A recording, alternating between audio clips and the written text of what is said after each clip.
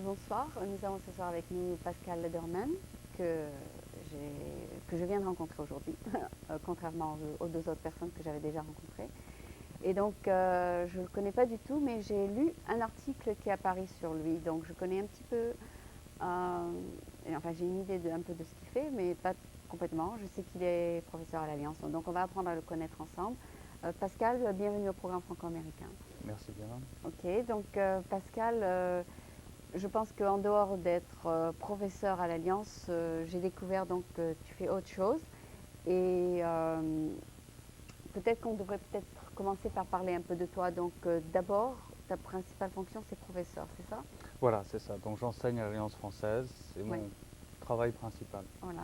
Et tu enseignes le français. Le français. Business français ou le français français? Alors c'est ça, donc à l'Alliance on enseigne le français pour tout le monde, pour tous Ouais. les âges. Oui. Et on a aussi une spécialité pour les affaires.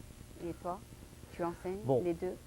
Les deux, oui, c'est D'accord. ça. Bon, ça dépend. Il s'est avéré qu'il y a des entreprises qui ont appelé et on a été donner des cours dans les entreprises.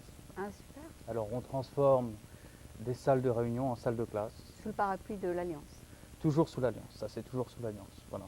D'accord. Même ce qui est apparu sur l'article? Oui, c'était ça aussi. C'est une entreprise qui s'appelle donc Bio-Rad, qui a Oui. racheté une succursale de Pasteur en France, Pasteur Sanofi. Et ils avaient beaucoup de problèmes de communication, Oui. mais pas simplement des problèmes de communication de langue, mais aussi des problèmes de communication sur les institutions. Ils ne comprenaient pas vraiment le fonctionnement, ces histoires de grève, de 35 heures, tout ça, c'était des choses qui leur paraissaient très difficiles. Ouais, tu es allé leur expliquer. Alors donc, avant de leur expliquer tout ça, ce qu'il faut faire, c'est peut-être apprendre le verbe être et le verbe avoir. Déjà, D'accord. la forme négative, interrogative.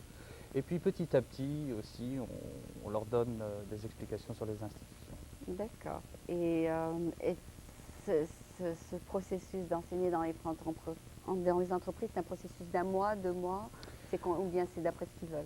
Alors il est évident que le plus long, le mieux. Oui. Mais ça dépend des budgets. Dans ce cas-là, c'était, je pense, environ 3 mois. Il y a des cours qui doivent se faire de manière intensive, à raison de 6 heures par jour. Ça dépend, tout dépend. Et Tout donc dépend. ça va pas dans le cadre de continuing education, ça va pas du tout dans ça. Non, absolument pas. Non, non, ça c'est quelque chose de différent. Dans ce cas-là, ce que l'on fait, c'est à la carte. L'entreprise demande, voilà, on a des personnes à former qui vont aller travailler en France. Ouais. Ils ont besoin d'avoir un français qui leur permet de, je sais pas, De dire bonjour à leurs clients. Voilà, prendre un taxi, commander quoi que ce soit. Et puis par la suite, ce sont des cadres, donc les cadres en France parlent l'anglais, donc ça va. Okay. Enfin, du moins on l'espère. Parce que je sais qu'en France, les grosses corporations comme Honeywell ont des cours d'anglais pour les Français. Bien sûr. Et c'est pour tout le monde, même pour les secrétaires, c'est offert à tout le monde. Et donc 1 heure par semaine, plutôt 2 heures par semaine, les gens laissent le bureau et vont prendre ce petit cours à l'intérieur de l'entreprise. Ce qui est beaucoup plus rare ici aux États-Unis. Absolument, Aline. Justement, c'est quelque chose qui est beaucoup plus rare. Quelque chose qui est habituel en France, dans la région parisienne, souvent d'avoir une formation langue, une formation en général. Ouais. Mais ici aux États-Unis, c'était vraiment étonné. D'ailleurs, la presse est venue dans cette salle de classe. Et pourquoi la presse va venir ici? C'est un cours habituel? Ben non, c'est quelque chose qui est nouveau, d'aller donner des cours de langue dans les entreprises.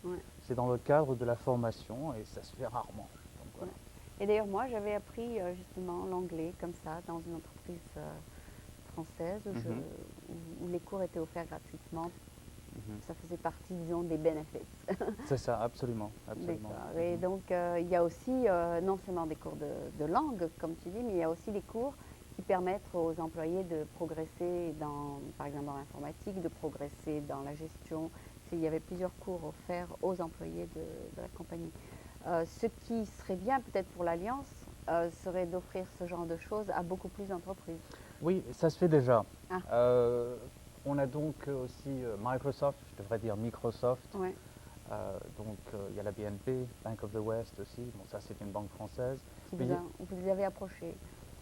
Je ne sais pas exactement comment ça se passe parce que je ne suis pas donc le directeur de l'Alliance. Oui, tu n'es pas le vendeur. Voilà, absolument. Mais je sais qu'il y a beaucoup d'entreprises qui font appel à nos services. D'accord. Dans le cadre de la formation. Donc vous leur envoyez l'article et vous leur présentez ce que vous avez à offrir. pense Ou que pas c'est du comme tout? ça, je ne vois pas Ouais. exactement. Je ne sais pas, je pense que ça va un petit peu Mais des il deux y a un petit côtés. peu de marketing fait là-dessus, c'est ça? Je crois, oui, je crois D'accord. que l'Alliance fait ça, oui, au niveau C'est super, marketing. c'est super. Mhm. C'est Paul Fournel qui a entrepris de faire ça? Voilà, Ah voilà. d'accord, c'est super. Et donc si ça se développe, il pourrait peut-être engager beaucoup plus de profs, c'est ça? Sans doute. Plus de profs ou peut-être avoir, je sais pas, peut-être Comme des plus de intérims rendement. qu'il envoie de là et de droite et de Exactement. gauche. Mhm. C'est bien parce que souvent il y a des Français qui cherchent du travail, donc ça permettra de les Pour de la leur- communauté française. pour la communauté française, Mhm. ce serait un atout. Bien Enfin, sûr, ce bien serait, sûr. enfin, ce serait un emploi, enfin une façon d'obtenir du travail en plus de, par exemple, si quelqu'un cherche du travail très spécialisé, en attendant, il peut donner des cours. Mhm. En attendant de trouver du travail qu'il aime faire. Par contre, toi, c'est ton travail de toute façon. Voilà, c'est ça. Donc, est-ce que d'enseigner à des adultes, c'est beaucoup plus difficile que d'enseigner à des jeunes? Ou est-ce qu'ils apprennent plus vite? Alors je pense que les adultes sont plus motivés. On me dit toujours ça, on dit ah les adultes on apprend moins bien, on apprend moins vite. Bon, peut-être. Bon, les adultes ont une vie active, Ouais. des préoccupations, Ouais. des préoccupations de la vie en général. Mais généralement un adulte qui a décidé de prendre un cours, Ouais. c'est d'une manière volontaire Mhm. et il s'y met, il travaille. Ouais. Tandis que le jeune, l'adolescent, donc prend un cours, peut-être qu'il y aura beaucoup plus de facilité ou de temps libre, ou peut-être que l'esprit va mieux fonctionner. Mais la motivation n'est pas souvent là. Alors souvent il faut faire la police, et ça c'est une autre histoire vraiment. Ça, c'est autre chose. Ok, donc c'est quand même plus agréable peut-être d'enseigner à un adulte parce que faut pas lui dire reste tranquille ou enfin il y a beaucoup moins de problèmes de discipline, n'est-ce pas? Voilà, sur le plan discipline évidemment, ça c'est pas. Ça n'existe presque Ça pas. n'existe pas, il n'y a pas de discipline à avoir. Ok. Sur le plan motivation, c'est différent, c'est une approche différente puisque on a affaire souvent à des personnes qui apprennent les personnes qui apprennent le français, celles que j'ai pu voir ici, avaient un niveau d'éducation qui était élevé. Mhm. Euh, et donc, ce sont des personnes qui doivent passer par un processus d'humilité, c'est apprendre une langue. Des personnes qui dirigent des entreprises, ont beaucoup de personnes sous leurs ordres, ou avec des grosses responsabilités, se retrouvent devant leur petit prof de français, en train de ânonner, d'être gênés. Donc tout ça, c'est à prendre en compte. Les mettre à l'aise, c'est surtout les mettre à l'aise, qui se sentent bien, Ouais. et voir qu'on ne les met pas en position de difficulté, et de dire, bon, on est à côté de vous, on va faire le job ensemble, on fait ça ensemble, on prend le temps qu'il faut, et on va arriver à l'objectif fixé. Mhm. Et ça apporte des résultats. On voit des personnes qui, au bout de 3 mois, commencent à s'exprimer d'une manière déjà assez conséquente. Ah, Donc ça super. fait plaisir. Oui, vraiment. Tu as vu ça? Ah oui, oui, fréquemment, Super, très super. fréquemment. Mhm. Et tu prends 2 à la fois, 3 à la fois? Oh, ça ne se passe pas comme ça, non, non, ce sont des classes de 15 personnes. Alors on Ah. peut avoir des cours en individuel, en petits groupes, Ah. mais dans le cadre des entreprises, dans ce cas particulier, c'était donc des classes de 15 personnes. L'article. Oui, c'est ça, c'est ça. C'était 15? Oui, Ah, 15 je crois que personnes. c'était juste le boss. Non, non, D'accord. c'est ce qui est passé sur la photo. La Oh, photo, d'accord. on voit simplement Quelqu'un qui veut apprendre. voilà, le PDG, le CEO Qui veut apprendre. qui apprend, mais en fait, derrière, Il y avait beaucoup d'autres. il y avait oui, le reste, 14 personnes. D'accord. Mhm. Et donc, c'est un peu le même style que l'Alliance. Donc, il y a le tableau et le. Voilà, Non. c'est ça, on nous apporte des tableaux, quelquefois il y a un rétroprojecteur, etc. Ouais, Mais ça se d'accord. passe bien, on est souvent chouchouté, bichonné. Maintenant que tu as fini ce projet, tu en es sur un autre? Alors, maintenant j'ai simplement les cours de l'Alliance. Voilà. Donc, Euh, c'est Paul Fulnoy qui va essayer de relancer ça, c'est ça? Alors, ce qui se passe ici, donc Paul Fournel s'occupe de l'Alliance française en tant que centre culturel, Mhm. et au sein du centre culturel, il y a une école de langue, Ouais. d'accord? Donc, il y a une directrice de l'école de langue. Mhm. Donc, il ne s'occupe pas directement de l'école de langue, évidemment c'est son école, mais c'est plutôt lancé par le personnel de l'école elle-même. D'accord. Donc c'est Isabelle Desmolles qui est la directrice Du marketing. de Non. l'école de langue, de l'école au sein du de centre l'Alliance. culturel. Voilà. D'accord. Et d'accord. Paul est au-dessus de ça. Et bon, Bon, Paul, bon, il peut lui donner des idées, mais Oh, absolument, mais absolument. elle est en charge d'appeler ses Ah, compagnies. c'est ça. Voilà. D'accord. Donc, bientôt, on entendra parler d'autres cas, n'est-ce pas? Mais Très bien bien- sûr, très et je suis bientôt. sûr qu'il y en a d'autres. Je ne suis pas au courant des autres emplois du temps des autres profs de l'Alliance, Ouais. mais je suppose que ça se passe. Et c'est une implication qui est intéressante, non seulement pour les profs, pour donner du travail, etc., mais même au niveau national, pour la propagation de la culture, etc. Ce sont des personnes qui s'intéresse bien sûr au commerce, mais aussi par la suite à la culture. Mhm. Donc il y a un rôle qui est un peu plus important que ça. Ah, Hein. Il y a un rôle de communication, peut-être entre les deux pays, souvent c'est mal compris. C'est pas le fait de parler la langue. Quand on arrive en France, on dit ah ben ça y est, je sais dire 2-3 mots en français, je vais pouvoir me débrouiller là-bas. Malheureusement, ça ne se passe pas souvent comme ça. Il y a des habitudes différentes, des habitudes culturelles, de politesse qui sont un petit peu différentes aussi. mhm. Dans le cadre des entreprises, le système institutionnel est très différent. Ouais. Donc là-dessus aussi, on peut apprendre pas mal de choses des deux côtés. D'accord. Et toi, tu aimes ça? Tu aimes? Oui, j'aime beaucoup ça. J'aime beaucoup ça. Je dois dire que c'est quelque chose qui me plaît. D'accord. Et tu espères donc aller très bientôt dans des compagnies comme Yahoo, bien comme enfin, des compagnies à la Silicon Valley Oui. et de te faire connaître. Mhm. Peut-être, est-ce que tu as pensé peut-être à ouvrir ta propre entreprise pour faire ça? Pourquoi pas? Je sais pas. J'ai entendu des petites choses comme ça. C'est Ce trop. serait intéressant. C'est du business en fait. Oui, mais je pense que pourquoi pas. Les États-Unis favorisent vraiment la libre entreprise. Oui. On est plutôt du côté de celui qui, d'après ce que j'ai pu voir jusqu'à Ouais. maintenant, ça fait peu de temps que je suis ici, mais je me donne l'impression qu'on est beaucoup plus du côté de celui qui entreprend Mhm, que de l'employé. mhm. Les Donc, protections sociales sont limitées, etc. en fait, ça aiderait l'alliance d'un côté, mais d'un autre côté, une autre compagnie pourrait se former si on voit qu'il y a un intérêt, n'est-ce pas? Voilà, c'est ça. Pourquoi pas? Mais peut-être que je devais faire attention à ça, Oui, vraiment m'en d'accord. occuper. Non, mais enfin, Écoutez ce que tu me dis. s'il y a un intérêt en France, pourquoi pas ici? Il Bien suffit sûr, bien sûr. d'éveiller Mhm. l'intérêt. Parce que Mhm. je sais qu'en fait, il y a une pénurie aux États-Unis, c'est que les gens sortent de l'école et connaissent que l'anglais. Ça, c'est quelque chose qu'on ne voit pas du tout en France. Mais ça, c'est un petit peu Et dommage, c'est vrai. il y a un Mhm. goût pour l'apprentissage des langues peut-être plus développé chez les Français, je ne sais pas. Mhm. Mais c'est vrai qu'un Américain qui serait peut-être beaucoup plus intéressé à apprendre une langue étant donné qu'il ne l'apprend pas à l'école autant, c'est-à-dire, n'est-ce pas? Je ne sais pas, c'est une supposition.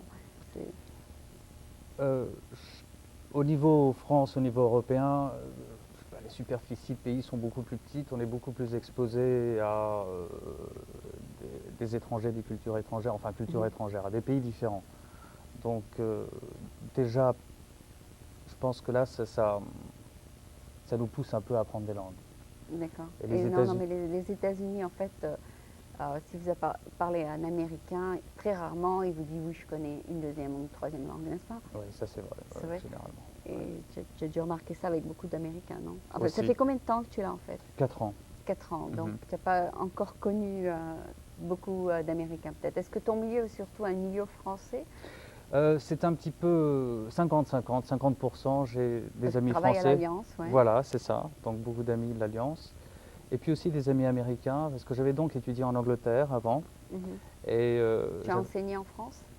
j'ai enseigné en France, oui, j'ai enseigné l'anglais en France. J'ai fait Ah, d'accord. exactement la même chose en France. D'accord. Mais avant ça, j'avais donc étudié en Angleterre et dans un collège international. Et donc il y avait beaucoup d'Américains et on est toujours resté en contact. Ah, super. Et donc 15 ans après, je revois toujours ces amis qui habitent ici, San Francisco, Sacramento, etc. Donc je les vois encore. Mhm. Donc c'est le reste un petit peu de mes amis américains. Ah, d'accord. Donc tu étais originellement prof d'anglais. Alors, à l'origine, c'est un parcours qui est un peu atypique parce que, à l'origine, j'ai fait des études de psycho. Alors, je Mhm. me suis spécialisé en éducation. Ouais. Et j'ai enseigné. Ouais. J'ai enseigné donc l'anglais dans le cadre de la formation professionnelle pour adultes et l'espagnol. Donc, Mhm. j'enseignais sur Paris l'anglais et l'espagnol, la formation professionnelle pour adultes dans les entreprises. Mhm. Et donc tu as toujours enseigné aux adultes. Toujours aux adultes, voilà. D'accord.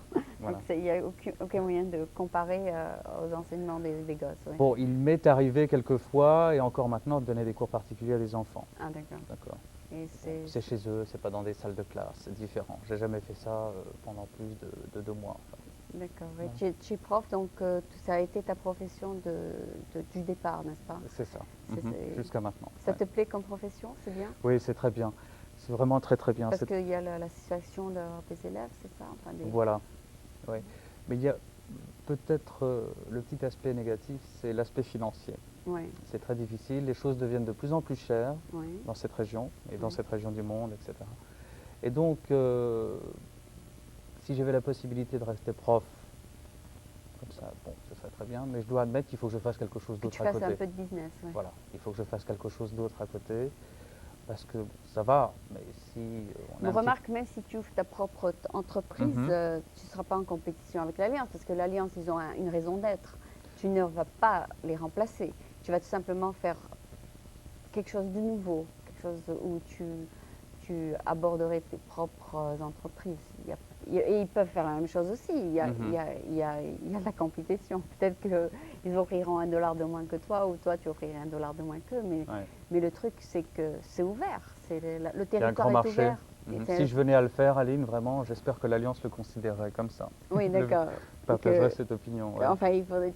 De toute façon, Paul Fournel, je suis sûre qu'il le considérait comme ça, parce qu'il a l'esprit très ouvert. Ah, mais les gens sont exceptionnels à l'Alliance, je dois le dire, vraiment, c'est pour travailler là-bas, on est très gâtés. Ah oui, Très, il est très gentil. gâtés. Il est Ah gentil, oui, oui, Alain. vraiment, Oui. vraiment. Paul Fournel, ouais, je suis sûre, et c'est un homme très éduqué, donc je suis sûre qu'il est ouvert à toutes tes propositions. Mhm. Même ce serait peut-être un partnership, pourquoi pas.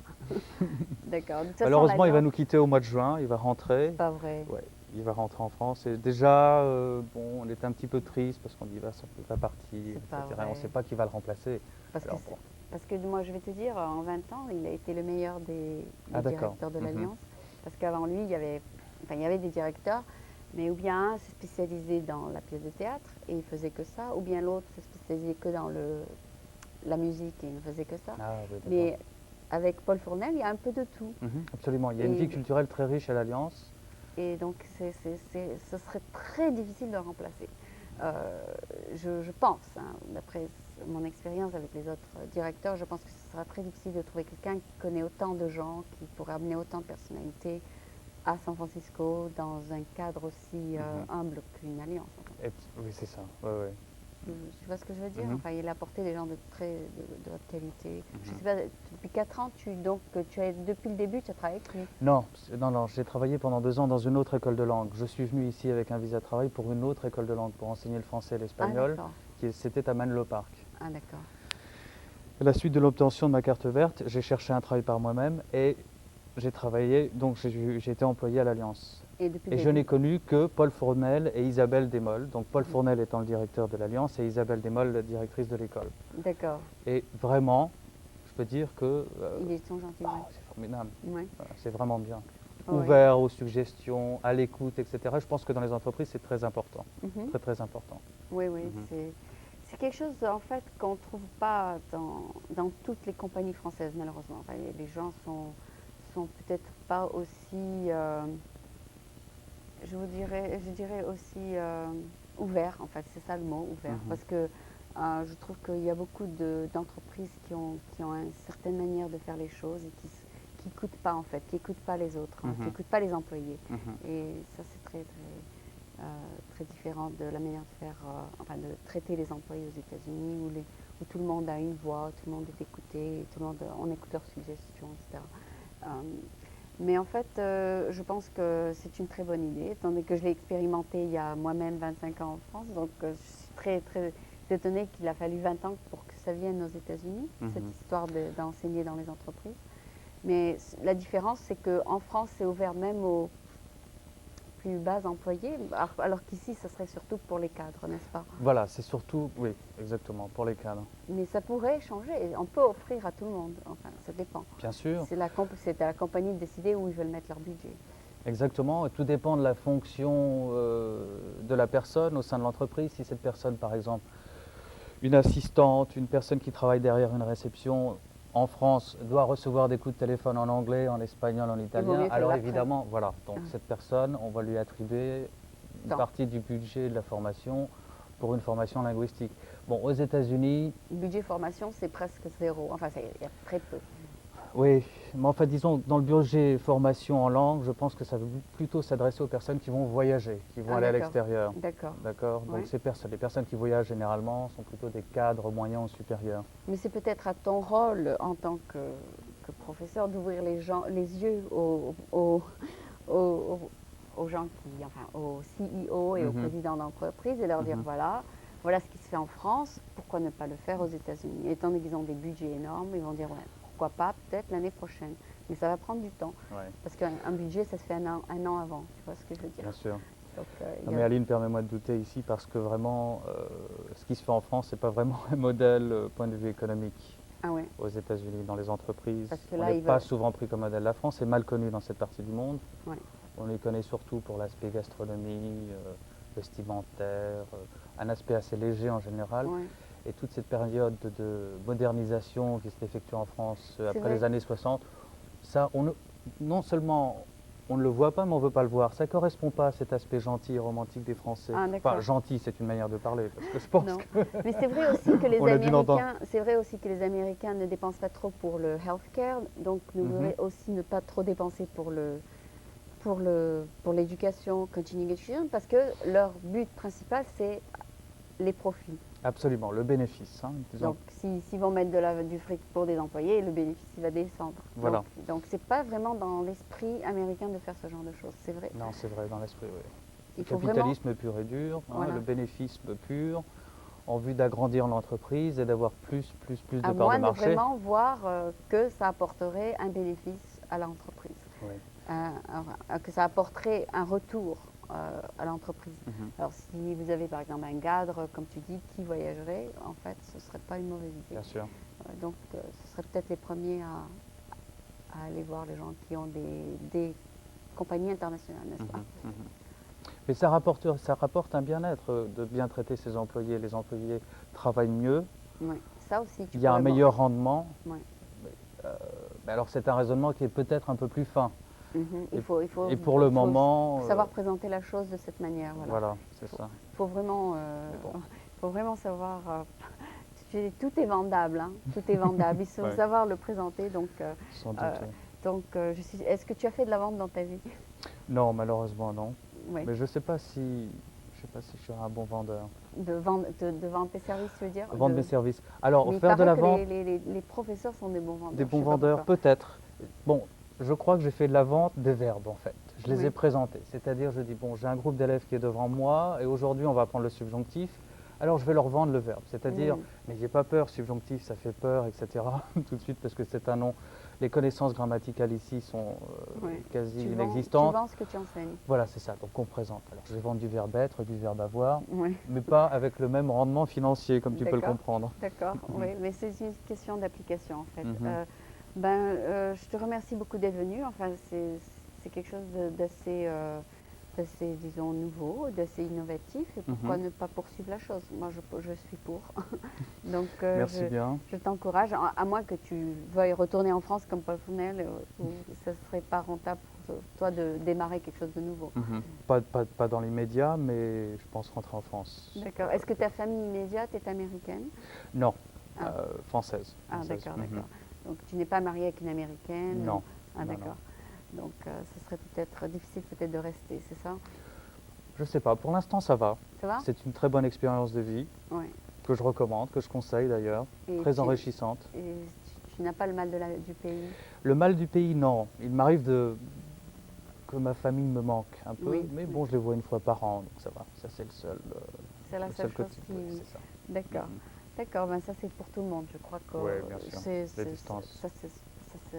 on trouve ça un peu chez tous les Français. Mhm. Donc je te remercie beaucoup d'être venu et puis peut-être que la prochaine fois tu viendras nous présenter ça comme peut-être langue business, quel que soit le nom de la compagnie. French for Business. French for Business, par voilà, exemple. c'est ça, Par voilà. exemple. Donc c'était Pascal Lederman, c'est ça que ça se prononce? Oui, Lederman, c'est un nom alsacien. Alsacien. Ouais. D'accord, d'accord.